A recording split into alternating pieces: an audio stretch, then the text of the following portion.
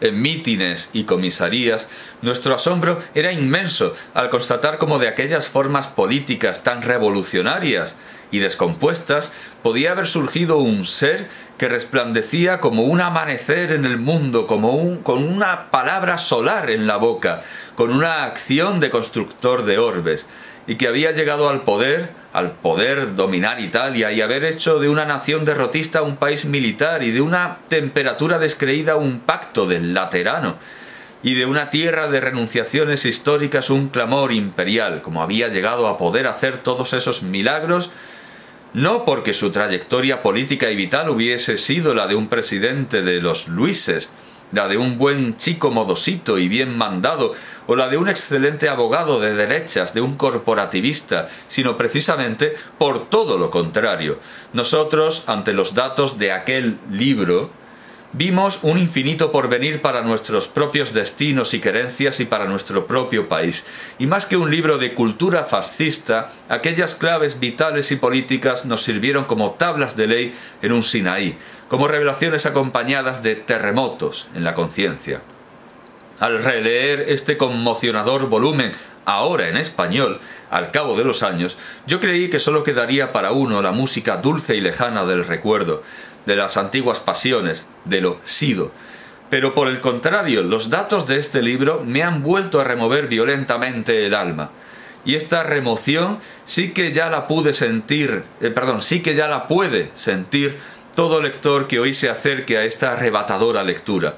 Porque tal arrebato se produce al confrontar el Mussolini que hoy vemos y conocemos a través de su obra de 16 años de régimen, ese duce de los noticiarios Luce, el de la prensa mundial, el vencedor en Abisinia y el que grita en Génova: yo quiero el triunfo de Franco, con el Mussolini ordinario, con el hijo del herrero de Predappio y de la maestra Rosa Maltoni, que le enseñó a leer, y fue al colegio salesiano de Faenza y quedó impresionado por las enseñanzas del viejo Pareto y de la campesina Giovanna, y cuidaba de su sueño una lechuza en la noche para que él viese unos ojos dorados en la oscuridad. Claro, aquí están las invenciones de Sarfati. El Mussolini que pasó hambre en Suiza y pidió pan, el Benituchka de unas amigas rusas, el que escribía novelas por entregas con Cesare Battisti y fue soldado y luego héroe y luego condottiero y hoy es duce. Porque cuando se lee la vida de un héroe de Carlyle o de un hombre antiguo en Plutarco, nos parece leer cosas de otro mundo, pero cuando esa vida de héroe no es todavía estatua ni leyenda, sino que sigue viviendo, actuando, sublimando su fatiga heroica, entonces la lectura se convierte en drama, y en drama de corrida de toros, o de equilibrista en lo alto del trapecio. Entonces la garganta se seca, las manos se crispan, porque vemos que el toro, al ceñirse el torero los cuernos a la faja, puede perforar al lidiador, o vaciarle un pie en su trapecismo al atleta y precipitarse contra la arena del circo. Todo esto son gustos vanguardistas, el circo, los toros, y al final el trapecista es Mussolini y el torero también era Mussolini. Sentimos que el vivir en peligro ya no es una máxima de conducta en ese hombre, es su conducta máxima, su tremenda realidad. Y cómo se sufre en este espectáculo que tampoco es ya espectáculo, sino en lo que la tragedia antigua tenía de comunión entre el pueblo y el héroe, entre el que miraba y el que actuaba. Ya el propio Mussolini, con un relativismo de estricta humildad ante el destino, pronosticó en su prólogo que el porvenir achicaría o agrandaría las proporciones de ese retrato, confesando que su vida no tenía nada de extraordinario en el fondo. Pero siguiendo las peripecias íntimas de ese retrato sin líneas y sin color, telúrico, que hace de Benito Mussolini la Sarfati, ya se podía prever que la grandeza era el futuro de tales proporciones. Quizá las preveyera más la propia, en lugar de previera, más la propia retratista que el retratado. Evidentemente, Mussolini es un invento de este libro. El Duce es un invento de este libro, Dux. Como ve el pintor líneas sueltas y matices cromáticos en nuestros rostros que nosotros mismos ignoramos. Desde luego, seguramente nada de lo que viene en este libro lo sabía Mussolini. Margarita Sarfatti estaba en condiciones de trazar esos proyectos de imagen mussoliniana. Como periodista crítica del arte fascista de primerísima hora, había convivido esos primeros momentos de un gran hombre en que todavía no es un gran hombre para los demás, sino para unos pocos, y sobre todo para los ojos perspicaces, perforantes, instintivos de una mujer. Yo conocí a Margarita Sarfatti casi al mismo tiempo que su libro. Recuerdo su pelo de fuego veneciano, de rubio veronés, sus ojos claros de canal con góndolas que se deslizan, su piel también de luna veneciana con cabrilleos pálidos sobre campi misteriosos y calli tortuosas, donde no se sabe si huele a flores o a esencias afrodisíacas o a mortandad. Por las páginas de este libro aparece un Roberto Sarfatti. Ya madre, con un hogar impetuoso y señorial, tenía esta mujer el entusiasmo todavía de transformar su casa y sus salones en círculo de política, de arte, de literatura, donde uno encontraba en un momento toda la persona interesante que a uno pudiera interesarle en la Nueva Italia.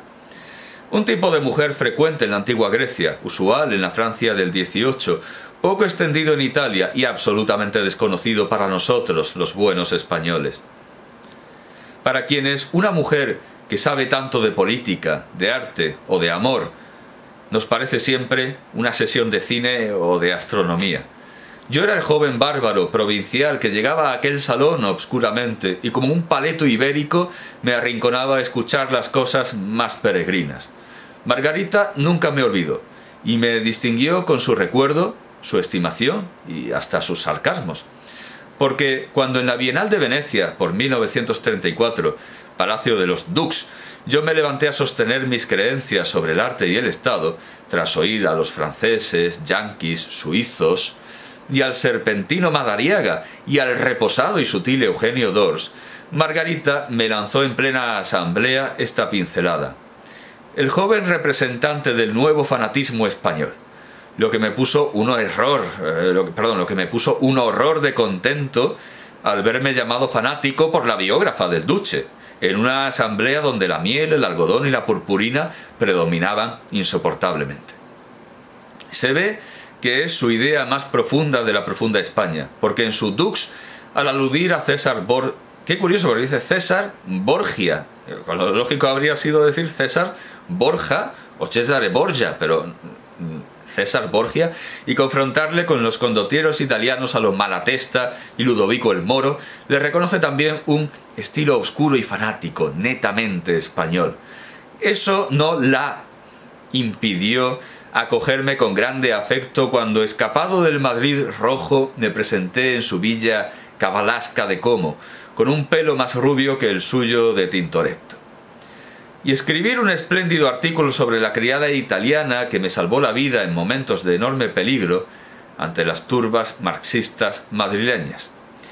Margarita Sarfatti, emparentada con nobleza de origen español, los de Aragona, de este Aragón donde se imprime ahora su Dux, tiene pasión por España y la América española, justamente sobre esta América nuestra, española y romántica, en el último libro que acaba de escribir.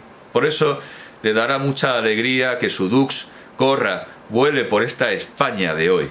Esta España de hoy regada con sangre romana, ya universal, donde la palabra de San Sepolcro se ha hecho unción religiosa y fanática, donde las manos se crispan sobre los fusiles para defender esa universalidad de la vida humana que tuvo por primer arma el manganello allá en Milán y Florencia. Manos que al soltar su presa de guerra se abren en signo de paz y de victoria, signo de la mano abierta que nos hace considerar al Dux como el Pontifex Maximus de una nueva Roma resurgida en el mundo, de una nueva catolicidad, de una Roma de la cual nuestro Franco y nuestra España combatiente, fanática de fe, sabrá ser una vez más el brazo diestro, y cuando todo perezca en los mares del tiempo, sabrá mantener la mano abierta recogiendo el imperio, la fe de todos los hombres, una mano que será la bandera española del futuro, en nuestra historia y la del mundo. Jiménez Caballero. Y luego viene el prólogo de Mussolini, que ha parafraseado Jiménez Caballero. Bueno, pues el que quiera leer cosas fascistas de Jiménez Caballero tiene muchas, tiene bastantes, en la literatura fascista española de Julio Rodríguez Puertolas, el profesor marxista Julio Rodríguez Puertolas. Este es el segundo volumen, el de la antología, y aquí desde luego hay naturalmente cosas de Jiménez Caballero, porque Jiménez Caballero es la literatura fascista española, por antonomasia y por pura lógica. Bueno, pues ya dentro de este Jiménez Caballero fascista, tenemos libros como El Procurador del Pueblo y su Cronicón de España, secretos, revelaciones, disparos, en las ediciones Umbral, que he estado antes buscando el año, pero no lo he encontrado. Vamos a ver. Ediciones Umbral, Madrid, pero no, vamos a ver si al final este libro se acabó de... Pues no viene el año.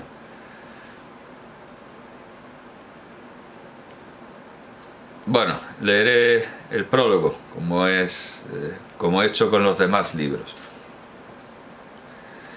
Este libro revive un género literario de vieja alcurnia, el cronicón. El cronicón, compuesto primero en latín, luego en castellano, allá por los comienzos de nuestra historia nacional. Unas veces anónimo, como el del Pacense, mozárabe del siglo VIII. Entonces será el cronicón pacense, no el del Pacense. O el albeldense, monje del monasterio de Albelda. O el silense de Silos, por nuestra 10ª centuria. Bueno, al llamar a los autores pacense, albeldense o silense ya les estamos dando un nombre. Bueno, pero también esos cronicones nónimos, con nombres preclaros, tales de Lucas de Tuy, pero claro, Lucas de Tuy se conoce como el tudense, pacense, albeldense, silense, tudense. Bueno, lo único que añadimos es Lucas, ya está.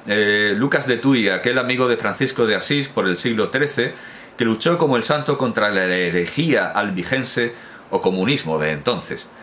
Tal el del ínclito homónimo mío Jiménez, el de Rada.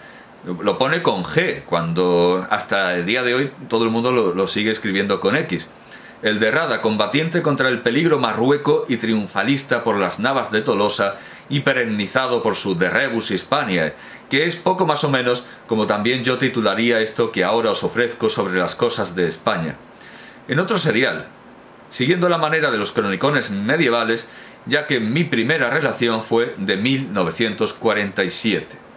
Pero bueno, hay temas de actualidad mucho mayor que 1947, aunque a veces hurga hasta 1923 y más allá. Pero por ejemplo, hay una comparativa de Solzhenitsyn y... Solzhenitsyn es un... Bueno, también habla de Nixon, habla del Watergate. Claro, esto evidentemente es muy posterior a 1943, pero luego hurga y bucea en Maeztu y otros autores que ya no estaban, desde luego, en el 43. Habla de Chagall, de Bela Bartók, de Kaiserlin, en fin. Empiezan las crónicas en el 43, pero la cultura es un continuo, es algo que no tiene fecha y no tiene límites y es inabarcable.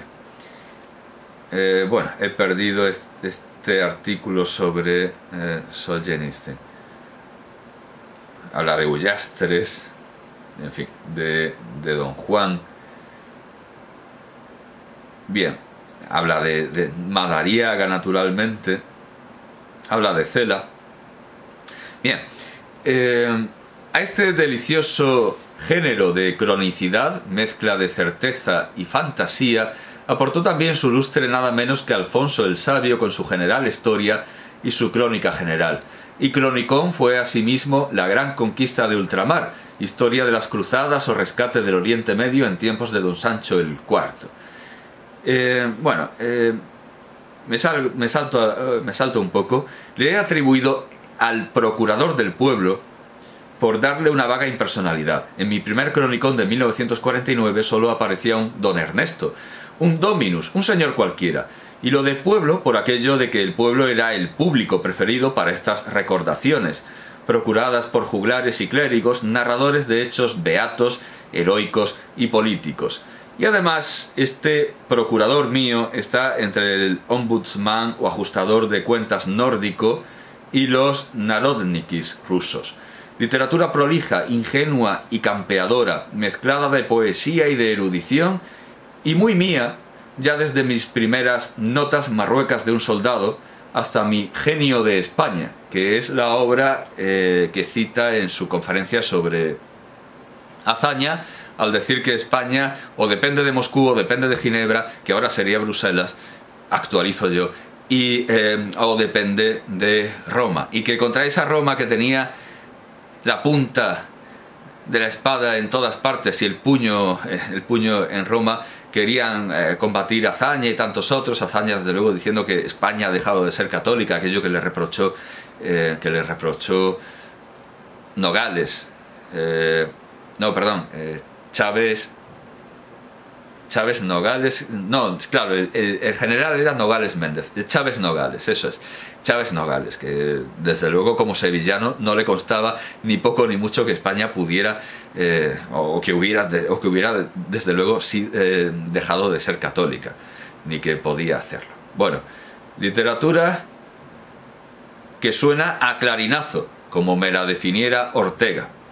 Mucha alarma encontraréis en estas rapsodias castellanas, siempre en duermevela, en ella velar, cita ese famoso cantar de vela que aparece en Gonzalo de Berceo.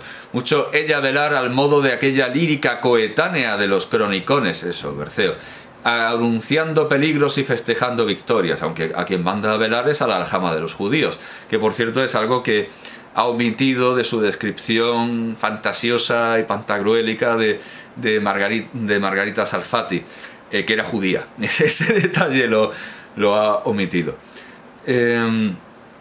Al modo de aquella lírica coetánea de los cronicones, anunciando peligros y festejando victorias, animosa siempre. Por eso estas cornetas sonaron periódicamente en un aire legendario, el que dejara el Alcázar toledano hecho baluarte de papel en Madrid. Claro, el Alcázar, la gesta del Alcázar da nombre a un periódico, a ese periódico, a esas intervenciones, en ese Alcázar se refiere, no a otras intervenciones con las armas en el Alcázar original. Bueno, pues como hemos podido intuir, y dice después, sus anales se centran de 1974 a 1975, es decir, que sí que hay cosas de los 40, pero la mayoría de las reflexiones intelectuales en este libro, o políticas, se extienden entre el 74 y el 75. Como un tajo o Querschnitt, o cercén, que en lo que va de siglo, que es la vida de su autor. Y sin más orden que el ocasional, el inspirado. Bueno, pues esto es lo que contiene este libro. Artículos, reflexiones sobre filosofía, poca...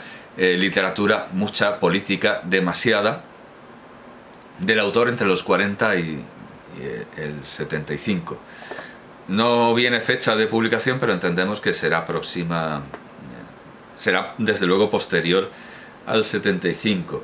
El depósito legal, que normalmente incluye el año, no, a no ser que sea, no, porque termina en 36, un número que sin duda le gustará a Jiménez Caballero, pero que no sirve para fecharlo. Bueno, y por último, el último libro que quería presentar es este, Junto a la tumba de Larra, que ya no es un libro vanguardista, sino que es un libro que va al origen, un escritor mucho más serio, desde luego, que cualquier vanguardista, Junto a la tumba de Larra. Voy a hacerlo de siempre. Bueno, aquí sí que viene el año, 1971, y por lo visto esta es la única edición, así que sí, 1971.